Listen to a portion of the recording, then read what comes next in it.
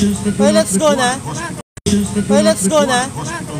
Ng pagpagamot, itinaas na ng PhilHealth ng mahigit doble ang mga benepisyo para sa mga malulubhang karamdaman tulad ng acute stroke at pulmonya. Ang limit na ngayon para sa mga kondisyon na ito ay itinaas na hanggang 76,000 piso at 70,000 piso. Upang mapaigting pa ang paglaban natin sa kanser, tinaasan ng PhilHealth ng mahigit 1,000% ang benepisyo para sa pagpagamot ng breast cancer. Ang dating limit na 100,000 piso, ngayon ay ginawa na nating 1.4 million pesos.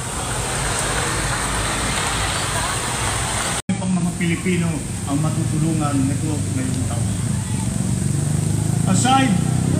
Aside from our aggressive hiring efforts, we have enhanced medical and allied health programs, allocated seed funds for public medical schools, and launched scholarship and review and upskilling programs. These are to support the medical and nursing profession with the goal to strengthen and increase our human resources for health.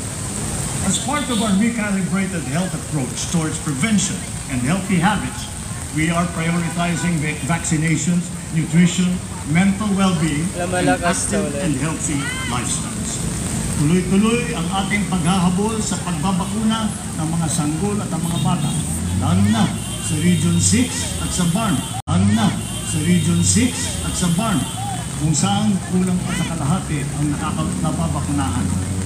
At tuloy na tuloy din. Uwi na din tayo, guys. Marami yan. Ating binibigyan tulong ngayong mundo. Malakas ang ulan. Ang convergent programs to stamp out hunger and malnutrition. Families. Uwi na sila. Ayan. Huwag mo na sila. Families. Uwi na sila. Ayan. Huwag mo na sila. Pa po ako umuwi.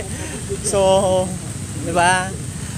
Baka malakas din po sa Pasay. Bahain po ang area po namin. So, kailangan ko na po umuwi. Follow nyo lang po ang Lakay Regang Bulletin po para po sa pinakahuling update sa atin. Ayan, yung mga kasamahan po natin, no? May naka-live pa rin, kahit pasa-pasa na. Yan ang totoong loyalista. Sa video, madamot, ang laki ng pangalan mo. Makuha. Ano bang video, sir? Sa'yo ba galing yun? Sa'yo ba galing yun?